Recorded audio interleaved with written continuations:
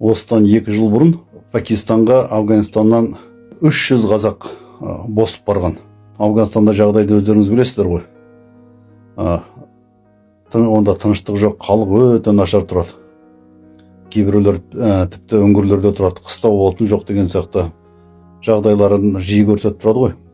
Солар 300 қазақ көшіп барған. Оларға үкімет сол жерде дипломат шақырған, біздің дипломат барған консульстводан. Болды, көмектесеміз, бәрін қатырамыз деп кеткен. Сол күйі ешкім оларға көмектескен жоқ. 300 қазақ 30 жанұя ма, 40 жанұя ма, сол көмек күтіп жатыр. Осы күнге дейін ешкім көмектеспеген. Енді міне үлкен проблема болып тұр. Мынандай мәселе туып жатыр. Үкімет енді сендерді Қазақстан алдыртқан жоқ, ешкім көмек берген жоқ, алдыртамыз деген алдыртқан жоқ. Енді біз сендерді қайтарып Афганистанға қайтарамыз деп жатыр. Сендер заңсыз кіргесіңдер деп. Енді олар шырылдап отыр. Көмек сұрап отыр Қазақстаннан. Сақ балашығы омырауға дейін балалары бар. Өңкей қазақтар. Афганистанда білесіздер ғой, онда ұлт жазылмайды. Көбінде қазақ деген жеке құжаттарында көрсетілмейді. Ал біздегілер үкімет соны біле тұра мынандай талап қояды.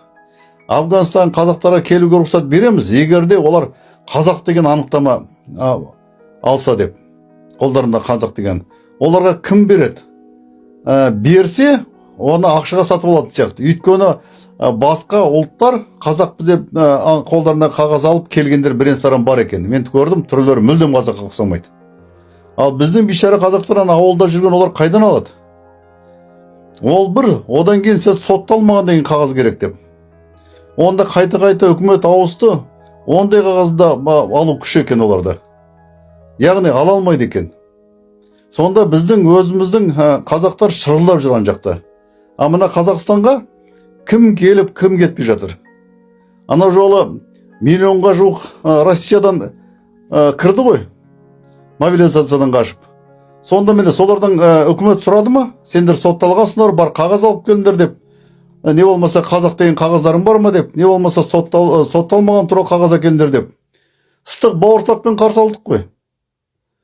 Біз басқа мемлекеттер, басқа бір жерде, басқа бір мемлекетте өзінің азаматтары түсіп қалса, тіпті түрмеге түсіп қалса да, бір азамат үшін шу көтеріп, дипломаттар жүгіріп жүріп оны шығарып алып. Құрметті қауым, маған жаңа ғана Пәкістан мемлекеті Карачи қаласынан Хамид Жорабай деген қазақ бауырымыз хабарласты.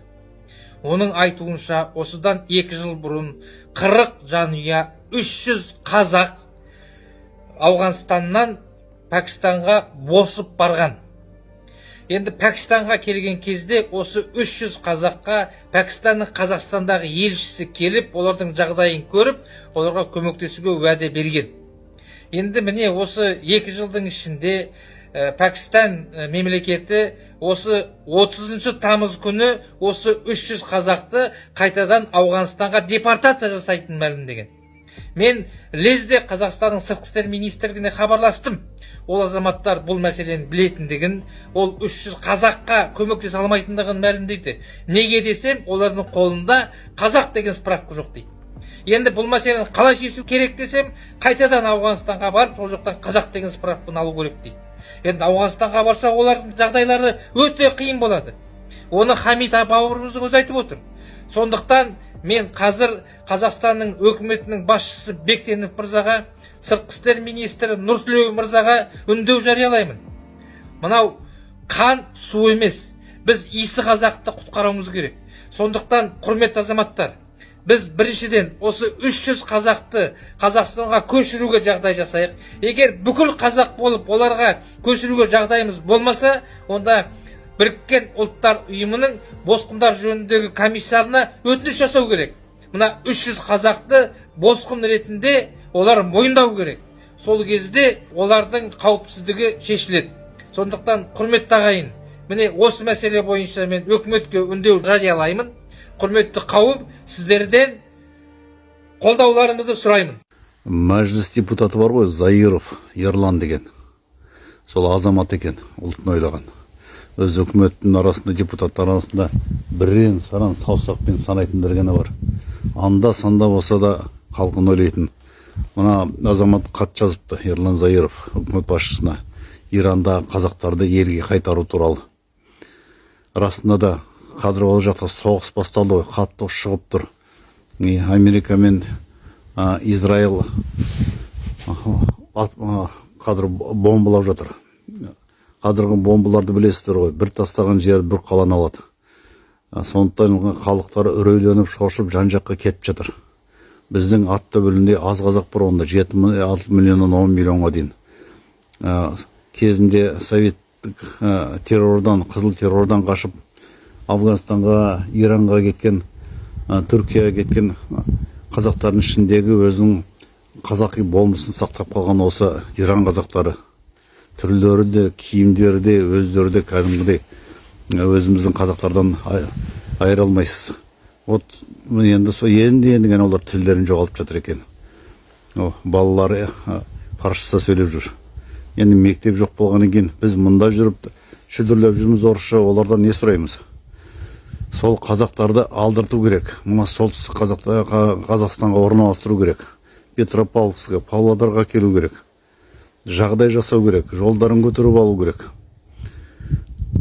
Кез келген мемлекет соны істейді. Өзінің халқы десе, мына орысың болсын, немісің болсын, еврейің болсын, қанша соғыстан кейін де өз халықтарына қайда жүрсе де көмектерін көрсетіп жатады. Біздің қазақ қана. Біз Қазақстанға келмеген ұлт жоқ. Индус та келіп жатыр, орыс та келіп жатыр, қаптап миллионда келіп жатыр. Мына біздің өзіміздің қандас қазақ келем десе, солардың мәселелері көбейіп кетеді, кедері көбейіп кетеді, проблемалары көбейіп кетеді. Анау керек, мынау керек деп. Ұлтын дәлелдесін, тілін дәлелдесін, тіл немене дәлелдейтін бар, түрлерінен көрініп тұр олардың қазақ екені. Киімі де қазақ, тілі де қазақ, міне енді тілдерін жоғалтып бара жатыр. Қандастарымыз келеміз десе, неше түрлі кедергі шығады. Кедерлердің барлығын жою керек те, оларды немене ақшадай, қаражаттай көмек берсе деп қалаған жерін орналастыру керек. Солтүстік Қазақстанға әсіресе сол жаққа жіберу керек. Алдырту керек. Афганистаннан барлық жерден қазақтарды алдырту керек. Бізде қазақ аз халықпыз. Тарыдай шашыратпай әкелу керек. Қаңғытпай, көздерін жәутеңдетпей, келемдегендердің барлығын, бұлардың келгісі келетін сияқты. Сондықтан осы мәселе мына әлеуметтік желіде көбірек көтеруіміз керек. Кешкенің өзімізді ғана ойламай, өз нәпсімізді ойламай, ұлтымызды ойлайтын кез келді.